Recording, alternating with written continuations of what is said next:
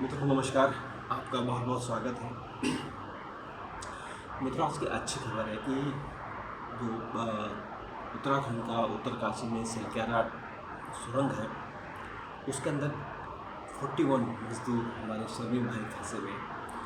उनको निकालने के लिए जो सुरंग बनी थी और उस सुरंग के अंदर ऑगर मशीन की ब्लेड्स टूट गई थी और फंस गई थी। तो हमारे सेना के जवानों ने और एनडीआरएफ के लोगों ने और जो टीम वहाँ काम कर रही है उन लोगों ने मिलकर उस मछली के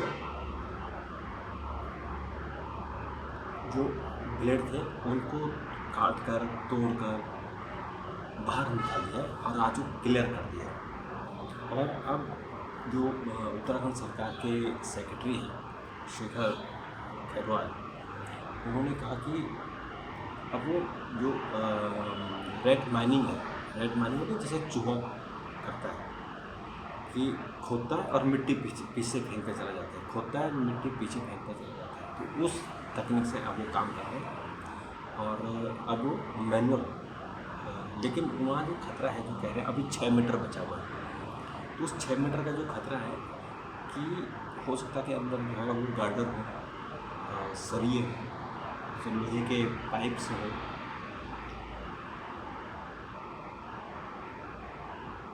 तो इसलिए ये कहना मुश्किल है कि वो कब तक क्लियर होगा, लेकिन क्लियर होगा ये निश्चित होगा।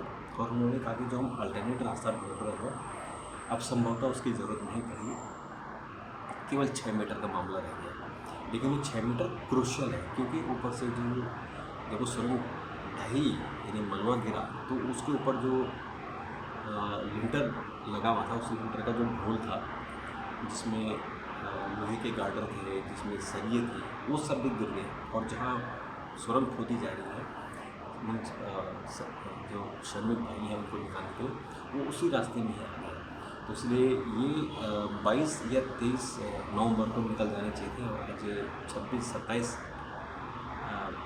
बल्कि आज 28 नवंबर हो गए हैं। तो 28 मतलब 5 दिन एक्स्ट्रा हो गए, यानी 5 दिनों तक कुछ नहीं होता है। सिर्फ उनका जो अंदर से जो ब्लेड टूट गई थी उस ब्लेड को निकालने का काम चल रहा था। तो सोचिए कि जो ये क्रूशियल 5 दिन है वो क्रूशियल 5 दिन सोचे कि हम कुछ नहीं कर पाए, हम असहाय हो गए। और अब जाके जब वो आर्मी के जो इंजीनियरिंग कोर्स है आर्मी का उसको लगाया गया और बाकी लोगों को लगाया गया, तो जो रेड माइनिंग है उसके ज़रिए ये खुदाई हुई है और सफलता मिली कि उसके ब्लेड्स बाहर आ गए और अब रेड माइनिंग के से खुदाई हुई। और अगर संभव होगा उनको लगेगा कि अंदर गार्डर नहीं है या जो सरिये नहीं है तो फिर मशीन भी अंदर जा सकती है, यानी ऑगर मशीन दोबारा अंदर जा सकती है। पर देखिए कितने वीर हैं ये, कितने बहादुर हैं कि धरती के अंदर करीबन 47 मीटर अंदर, 47 से 50 मीटर अंदर जाके वो लोग काम कर रहे हैं, सरिये निकाल रहे हैं, काट रहे हैं। और उनके जो ऑक्सीजन की वहाँ कमी होती है उनकी वेल्डिंग मशीन से, गैस कटर मशीन से उनको काट रहे हैं। अब सोचिए कितने बहादुर हैं वाकई। सबको ये वीरता पदक से उनको सम्मानित किया जा रहा है जैसे सैनिकों को किया जाता है। इस सैनिकों को तरह ही इतनी मेहनत कर रहे हैं। और आज प्रधानमंत्री के प्रधान सचिव पीके मिश्रा और जो सरफेस ट्रांसपोर्ट मिनिस्टर है जनरल वीके सिंह और उत्तराखंड के चीफ सेक्रेटरी हैं, ये तीनों आज वहाँ गए थे क्योंकि जो मजदूर हैं उनका उत्साह बढ़ाना, उनका हौसला बढ़ाना बहुत जरूरी है। क्योंकि वो सुरंग के अंदर आज उनको 15 दिन हो गए, तो 15 दिनों का उनका जो आत्मबल गिर रहा होगा, उनके परिवार के लोग कह रहे हैं कि हमारे बच्चे अंदर फंसे हैं, तो उनको उस आत्मबल को बनाने के लिए कभी वहाँ सीएम जा रहे हैं, कभी दूसरे मंत्री जा रहे हैं, कभी गडकरी गए और आज प्रिंसिपल सेक्रेटरी गए, प्रधानमंत्री, और उन्होंने वहाँ उनसे बात की। जो आईडियो सिस्टम वहाँ इस्टेब्लिश किया गया उनसे बात कर उनको अश्योर किया कि आप निश्चिंत हो और जहाँ इतने दिन आप लोग गए तो 1-2 दिन की बात और है। तो ऐसा लगता है कि रात भर वहाँ काम चल रहा है और खुशखबरी हमें कल मिल सकती है, यानी 28 को भी मिल सकती है, 29 को भी मिल सकती है। लेकिन अब ज़्यादा दूर नहीं, केवल 6 मीटर की बात रह गई है। और 6 मीटर जब बाहर निकलता तो मुझे लगता है कि ये हम सब के लिए, पूरे देश के लिए खुशखबरी हुई।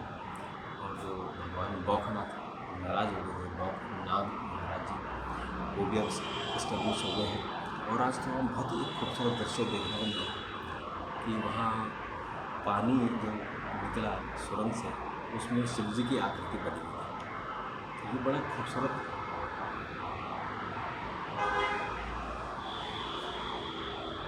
एक हमने नज़ारा देखा। और ये नज़ारा जो है, इसका मतलब ये है कि भगवान जी प्रसन्न हो गए, उन्होंने गलती की थी, मंदिर तोड़ दिया था, उसको भगवान जी ने माफ़ कर दिया है। और वो दोबारा से उनको जो हमारे मजदूर भाइयों बाहर आ जाए, जो कंपनी के लोग हैं और जो नास्तिक लोग हैं, उनको भी सबक मिलेगा कि कभी ऐसा नहीं करना चाहिए, भगवान को कभी भी नाराज़ नहीं करना चाहिए। तो सभी जरूर मिलेगा और हमारे मजदूर भाई बाहर आएंगे और स्वस्थ रहेंगे और फिर अपने घरों में जाएंगे, परिवार के साथ हर समय खेलेंगे। और फिर दोबारा से जो टनल बनाने का काम है वो शुरू हो जाएगा। हालांकि जैसे मैंने सवाल किया था कि क्या उत्तराखंड की जो फ्रजाइल जियोलॉजी है, वहाँ क्या इस तरह की चौड़ी सड़कें, बड़े बड़े डैम, बड़े बड़े सुरंगें बननी चाहिए, क्योंकि वो बड़ा खतरा है, भूकंप प्रोन एरिया है, बार बार भूकंप आ सकते हैं। तो अगर भूकंप आएंगे और ऐसी घटना घट गई, सुरंग ढह गई, डैम ढह गया, सड़कें ढह गई, तो बहुत मुश्किल होगा। अभी आप देख रहे हैं कि इस बार जो बरसात में किस तरह से होटल के होटल ऐसे भर भरा के गिरे जैसे ताश के पत्ते गिरते हैं, ताश के पत्तों का बना हुआ महल गिरता है। तो अब उसमें जैसे मैंने सवाल किया था कि क्या वो जो पॉलिसी सरकार की, क्या वो चेंज करेगी, तो सरकार ने कहा कि इस पर अभी हम बात नहीं करेंगे, क्योंकि अभी हमारा मेन जो पर्पज़ है वो पर्पज़ है कि कैसे हमारे मज़दूर हैं, हमारे साथी लोग हैं, उनका जीवन बचाया जाए सबसे पहले। तो उनका जीवन बचाने की भी चुनौती है, और जब वो जीवन बच जाए तो उसके बाद फिर हम लोग ये फैसला करेंगे या उसको डिस्कशन करेंगे पहाड़ों में कि इस तरह के सुरंग बनने चाहिए कि नहीं, बड़े बड़े डैम बनने चाहिए कि नहीं, चौड़ी सड़कें होनी चाहिए कि नहीं, क्योंकि डेवलपमेंट चाहिए, लेकिन प्रकृति से छेड़छाड़ की कीमत पर नहीं चाहिए। 2013 में केदारनाथ में बाढ़ आई थी और कैसे तबाही मची थी, 10,000 लोग मर गए। तो यही दोबारा इस तरह की चीज़ें नहीं, इसलिए प्रकृति को संजोना, प्रकृति का मान रखना बहुत जरूरी है। तो मित्रों, आज के लिए इतना ही।